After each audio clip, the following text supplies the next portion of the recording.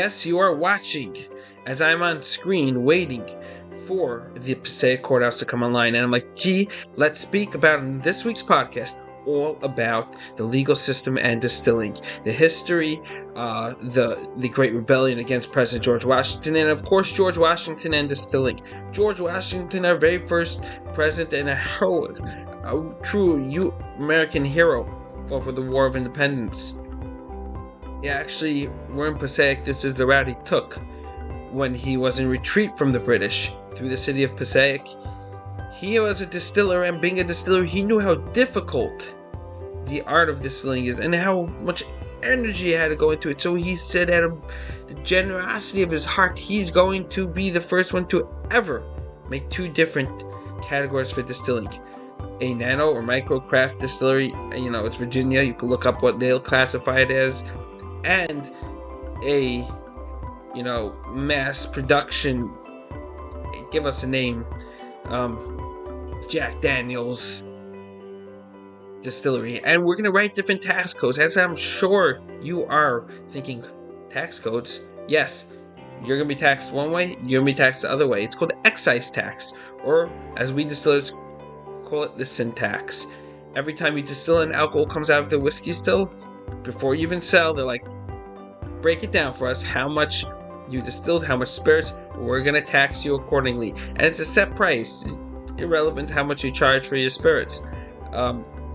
This tax, you file, you have to file twice a month, how much you produced. You have to do a bond. This is like, okay, I'm getting sidetracked. So General George Washington, out of the goodness of his heart, now president's like, we're going to make two categories: a small distillery and a large distillery. Of course, he was nicer too. You got the large distilleries. He gave them the tax breaks. And where was he in his distillery? Interestingly enough, he and his distillery just made the cut to be considered a large distillery, giving him the better tax prices. See? It's who you know, not what you know. That's totally irrelevant to our podcast, by the way, what I just said, so just discard it. President George Washington, of course, being a fine drinker and producer of whiskey, went into the business of taxing. And the great Appalachians in Pennsylvania are like, we're not paying.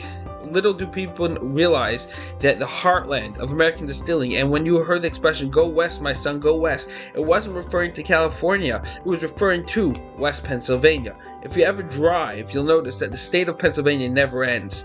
If I have grandparents in Michigan, you'll hear about him, bootlegger, you could find him on YouTube. You gotta drive through Pennsylvania. If you took Pennsylvania out and you drove to Michigan from New York, New Jersey, it would be really close. It's just that one state, Pennsylvania, goes on and on and on. And they're like, no way, President George Washington, we're not paying the tax. And they went in a full-fledged revolt. It was called the Whiskey Rebellion. Finally, in 91, it was settled. They laid down their arms. And it was what it was, as they say. Why was distilling such an important factor, other than the fantastic, delicious spirits?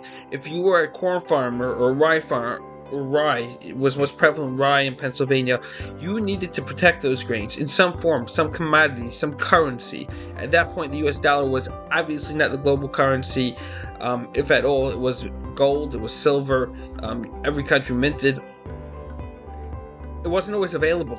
Currency wasn't always available. In addition, you had to sell your grain. Your grain had to be turned into the currency.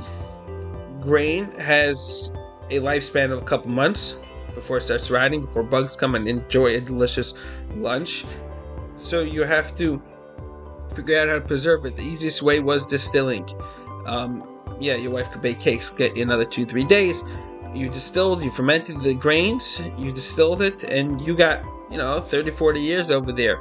As long as you handled it right, you transport it to the marketplace, you sold your spirits, and you were in business. So it became an very important part of the market, the commodity market, I would say. Buying, selling, obviously transportation became huge, and Pennsylvania really, really took off. It was the strongest market, which is odd. People don't realize the great state of Pennsylvania today has one of the most regulated spirit marketplace in the U.S. I'll give you. It's just absolutely fascinating to learn that the state of Pennsylvania forbids you to bring in whiskey from another state. Yes, there's a limit of 4 bottles.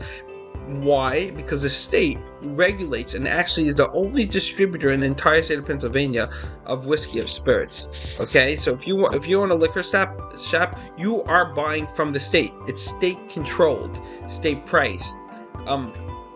Which brings to another interesting detail. And so if you were to bring in whiskey even for yourself, more than 4 bottles, hey, the state's like, revenue buds, we need that revenue, we're gonna arrest you. So this is an old law that wasn't used for many years, until, as we would say, the great COVID. When COVID came around, they're like, we want everyone staying in place, no alcohol. Now imagine you as you're stuck home, okay? Sorry about the shade. You're stuck home and you're like, I want something to drink. We go to the liquor shop. No liquor shop for you guys, it's closed. Well, you live in the New Jersey line, and New Jersey, or whichever the state lives nearby, realize it's a necessity to have alcohol available. I mean, otherwise people are going out of their mind. So their liquor shops are open. You go across state lines, you buy your, once you go and you can buy a case or two. You don't want to pay tolls twice. And you come back over, you're out of business, man. The cop pulls you over. How much case? State crime, possibly federal. Into the slammer you go. Hey, you think I'm kidding?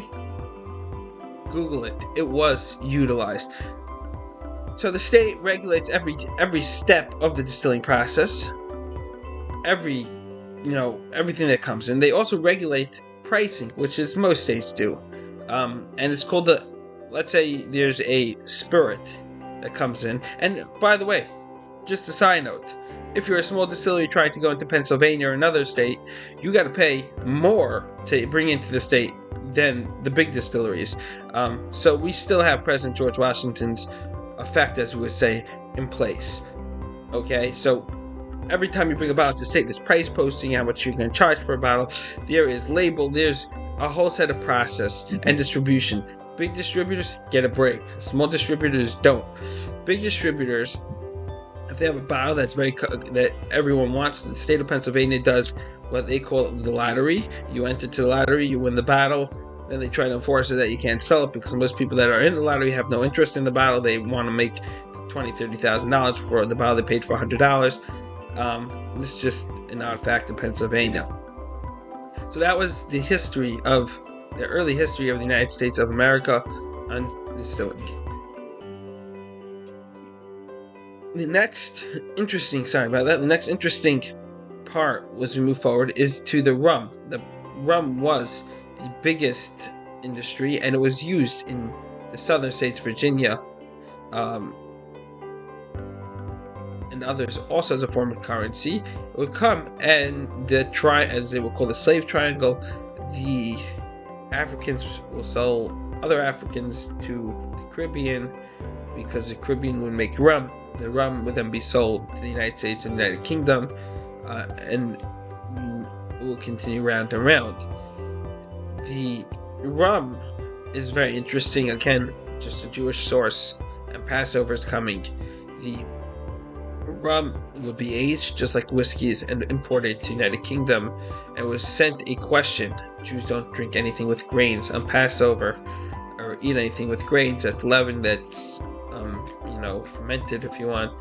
And can we drink this rum that's coming in? I was asked one of the big rabbis of the time, and he said, well, if you taste it, it tastes like whiskey. So you can't. It's forbidden. It's like a forbidden drink. People won't be able to discern the difference. So, there's those that disagree with that, obviously. But that's definitely one of the opinions.